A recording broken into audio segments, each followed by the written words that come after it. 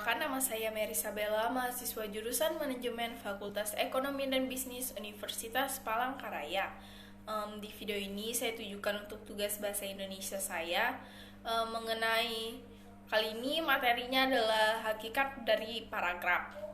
Dan berikut ini adalah penjelasan dari saya. Semoga teman-teman dapat memahami apa yang saya jelaskan.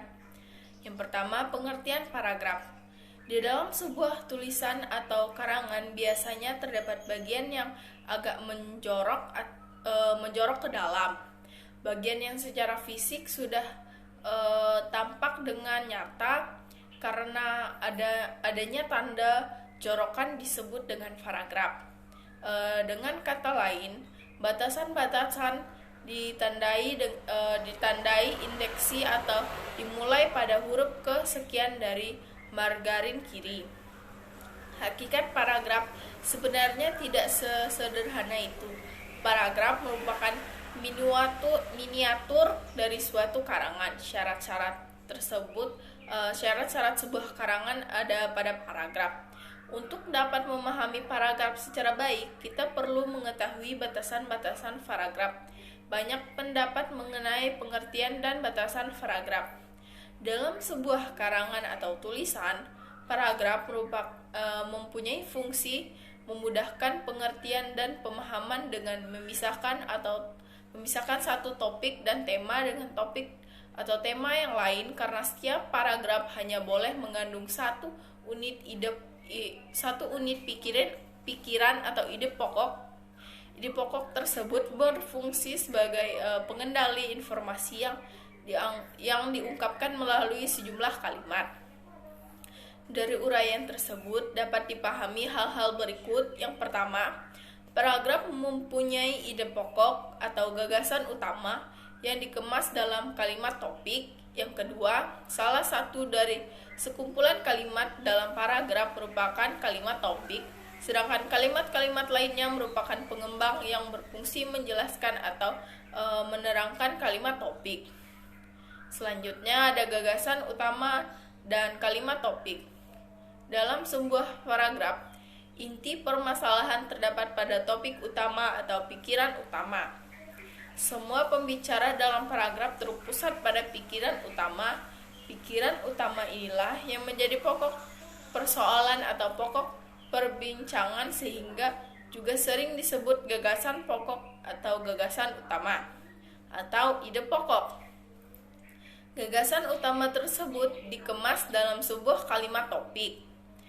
Fungsi kalimat topik sangat penting, yaitu memberitahukan kepada pembaca mengenai apa yang diperbincangkan di dalam paragraf itu.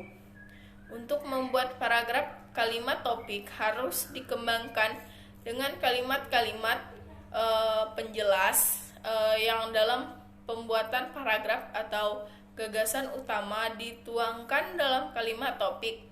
Dapat diletakkan pada bagian awal, akhir, atau awal dan akhir, di tengah, atau tepat pula penyebaran ke seluruh bagian paragraf. Selanjutnya ada struktur paragraf. Dalam paragraf, tingkat kekerataan hubungan antara kalimat-kalimat pengembang dan kalimat topik berbeda-beda. Ada kalimat-kalimat yang pengembangnya langsung menjelaskan kalimat topik, namun ada pula kalimat yang pengembangannya tidak secara langsung menjelaskan kalimat topiknya. Pengembangan kalimat topik dengan kalimat penjelas tersebut membentuk suatu bangun atau struktur paragraf secara hierarki. Hubungan antara kalimat topik dan kalimat pengembang dapat digambarkan dalam sebagai berikut, yaitu kalimat topik pengembang langsung, ada kalimat pengembang tak langsung. Kalimat topik hendak selalu diikuti dengan pengembangan langsung. Seandainya perlu adanya kalimat pengembangan tak langsung, tepatnya harus sesudah kalimat pengembangan langsung. Struktur paragraf yang hierarki tersebut antara lain yaitu kalimat topik KT, kalimat pengembang langsung KPL. Yang kedua ada kalimat topik KT atau kalimat pengembang langsung KPL, kalimat pengembang tak langsung atau KPP. Nanti yang ketiga ada kalimat pengembangan langsung KPL atau kalimat topik KPT.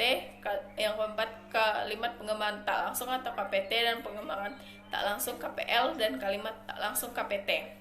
Struktur paragraf diawali dengan kalimat topik yang dijelaskan dengan pengembangan. Sementara itu struktur yang ada yang pada ketiga dan keempat dan diawali kalimat penjelas atau kalimat pengembangan tak langsung dengan kalimat pengembangan langsung. Kemudian baru disimpulkan dalam kalimat topik. Selanjutnya ada paragraf, baik sebuah tulisan dapat pula disusun menurut urutan dari umum yang khusus atau dari khusus ke umum.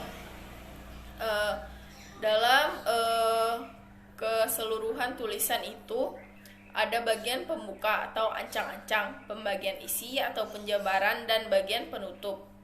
Pada keseluruhan kekarangan ada bagian yang tidak kalah penting, yaitu bagian yang memberikan rambu-rambu. Yang dimaksud adalah tanda penghubung antar bagian yang sangat mutlak diperlukan untuk membangun paragraf yang baik. Secara umum, rambu-rambu paragraf baik meliputi kesatuan, kepaduan, kelengkapan atau ketuntasan, kerututan, dan konsistensi. Perincian mengenai rambu-rambu